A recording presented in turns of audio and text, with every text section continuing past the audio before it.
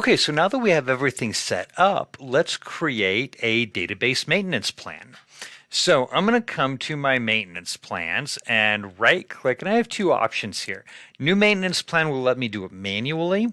The maintenance plan wizard will guide me through it. We're going to go ahead and do a maintenance plan wizard. And then I'm going to click next, and we're going to call this Adventure Works Maintenance, or Maint for short.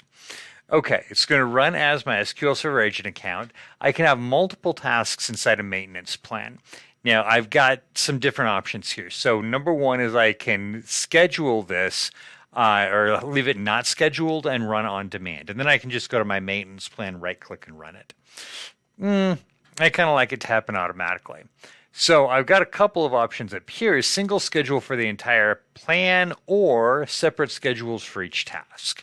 And then I can schedule each task within the maintenance plan to run automatically or to run only on demand. I'm going to do a couple of different tasks in my maintenance plan, so I want to treat them separately.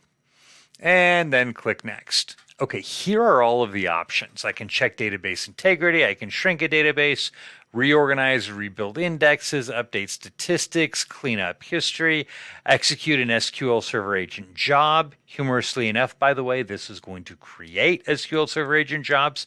But if I've got an existing job that does not fit into one of these, and we'll talk about jobs in another video, I can execute that as part of my maintenance plan. Do backups, full differential or transaction logs, and do a maintenance cleanup task. I'm just going to pick a couple of these pretty much at random. I'm going to check database integrity. I'm going to update statistics and click next. And next, those are the two that I want. Now I choose which database I want to run this on. Now this is my database integrity check. So remember, I selected two pieces: database integrity check and update statistics. So I'm going to do, for the database integrity check, I'm going to define that one first, and I'm going to choose my AdventureWorks database. I can choose all system databases, all user databases, everything except the system databases, or select specific ones, and then I can ignore a database that's offline. So I'm going to use my AdventureWorks database and hit OK. And then options include indexes. This is the integrity check. So what all do I want it to include? And then I can set the schedule here. Now it defaults to not scheduled, which is on demand, which means I could go run it manually whenever I wanted. I do want to schedule it, so I'm going to click change. And I'm going to do this. So AdventureWorks check database integrity. Recurring, I want it enabled, and I can choose to do this weekly, daily, monthly, whatever. Now, weekly doesn't mean every week. It means I can set it to run every X number of weeks. I can set it to run on specific days within a week. I want this to occur, let's do this every month. So I'm going to go monthly, and then I can choose the day of the month, and again, I can do every 1 month, every 2 months. I'm going to choose, rather than on a specific date, I want to do this on the first Saturday. Actually, you know what? Let's do this on the first weekend day, either Saturday or Sunday. Yeah, let's do every month. And I want to do this at 2 o'clock in the morning. And then I can set a start date, an end date if I want one, a description. Okay, so I've got this set the way that I want, so I click OK. And then that's my database integrity check. So I click next, and now what about my update statistics task? Well, again, I'm going to choose my AdventureWorks database, and then object, and I can do tables and views, specific tables, specific views. I want to do all of them. I can update all statistics, column statistics, index statistics. I can do a full scan, simple scan. I'm going to update all statistics. And I want to do this one every 2 weeks. I'm going to do this every 2 weeks on a Saturday, and I'm going to schedule this to run at 3 a.m. every 2 weeks on a Saturday. And I click OK.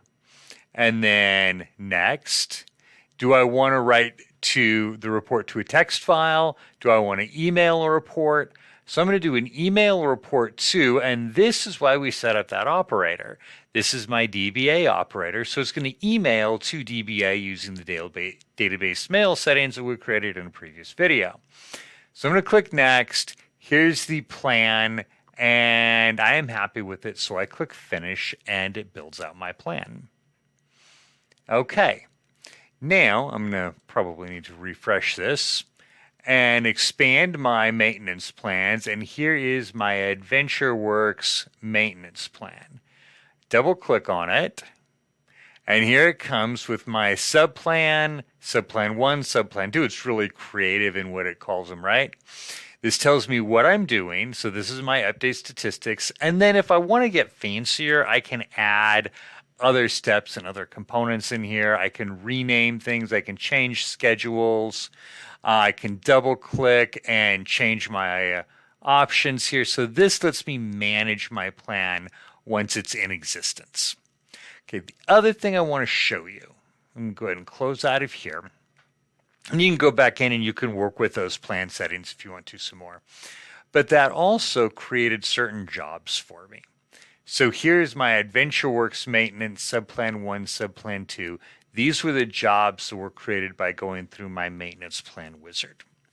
Okay, now I can also create specific jobs and jobs that are outside of the maintenance plan and alerts. In fact, I can even bypass maintenance plans entirely and do everything I want to with jobs if I so choose.